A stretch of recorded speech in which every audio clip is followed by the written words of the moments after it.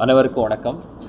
மாண்புமிகு முதலமைச்சர் அவர்களின் அறிவுறுத்தின்படி நம்ம கோயம்புத்தூர் மாவட்டத்தில் இருக்கிற அனைத்து ஊரக பகுதிகளும் மற்றும் நகர பகுதிகளில் பொதுமக்களுக்கு அனைத்து துறைகளின் மூலமாக இருக்கிற அனைத்து சேவைகளை அவங்களுக்கு இருக்கிற இடங்களிலே நேரடியாக சென்று அந்த சேவைகள் கொடுக்கறதுக்கு உண்டான ஒரு முக்கியமான திட்டமாக உங்களுடைய ஸ்டாலின் திட்டம் நம்ம மாவட்டத்தில் 15ஆம் தேதி வர 15ஆம் தேதி ஆரம்பிக்க போகுது. இதில் நம்ம கோயம்புத்தூர் மாவட்டத்தில் 334 முகாம்கள் நம்ம பிளான் பண்ணியிருக்கோம். முதலாவது முகாம் ஜூலை 15ஆம் தேதியிலேருந்து ஆரம்பிச்சுட்டு முதல் கட்டமாக அதில் ஜூலை 15லிருந்து ஆகஸ்ட் 14ஆம் தேதி வரைக்கும் 120 முகாம்கள். ரெண்டாவது கட்டமாக 15வது ஆகஸ்ட்லேருந்து செப்டம்பர் 14 வரைக்கும் 96 முகாம்கள்.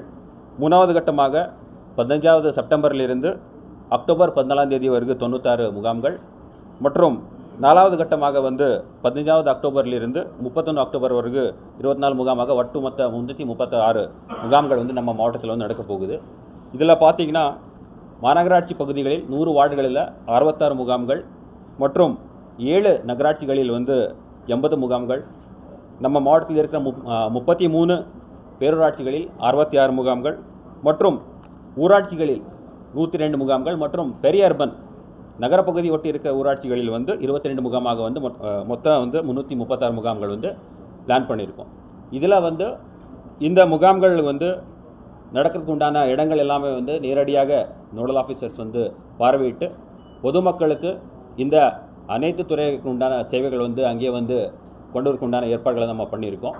மற்றும் இந்த முகாம்களில் முக்கியமாக மருத்துவ முகாம் கூட சிறப்பாக நம்ம ஏற்பாடு பண்ண போகிறோம்.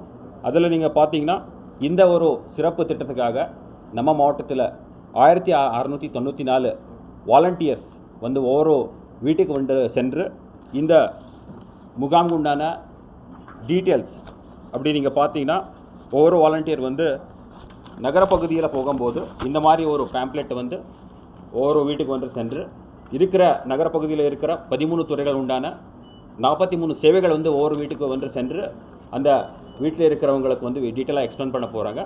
மற்றும் அவங்களுக்கு இந்த மாதிரி ஒரு விண்ணப்பம் அங்கே கொடுக்கப்படும். இந்த விண்ணப்பத்தில் நீங்கள் பார்த்தீங்கன்னா இந்த துறைகளில் இருக்கிற சேவைகள் எதெல்லாம் அவங்களுக்கு தேவை இருந்தால் அது அவங்க ஃபில் பண்ணிடலாம். மற்றும் அவங்களுடைய அட்ரெஸ்ஸு, ரேஷன் கார்டு, அதே மாதிரி முகவரி எல்லாமே ஃபில் பண்ணலாம். அது இல்லாமல் இந்த ஒரு சேவைகள் எதுவும் இல்லைனாலும் கூட கூடுதலாக ஏதாவது இதில் இல்லாத சேவைகள் கூட அவங்களுக்கு வேணும்னா அது கூட அவங்க இதில் பதிவு பண்ணலாம். மற்றும் இந்த விண்ணப்பம் நேரடியாக இந்த முகாம் இடத்துல அவங்க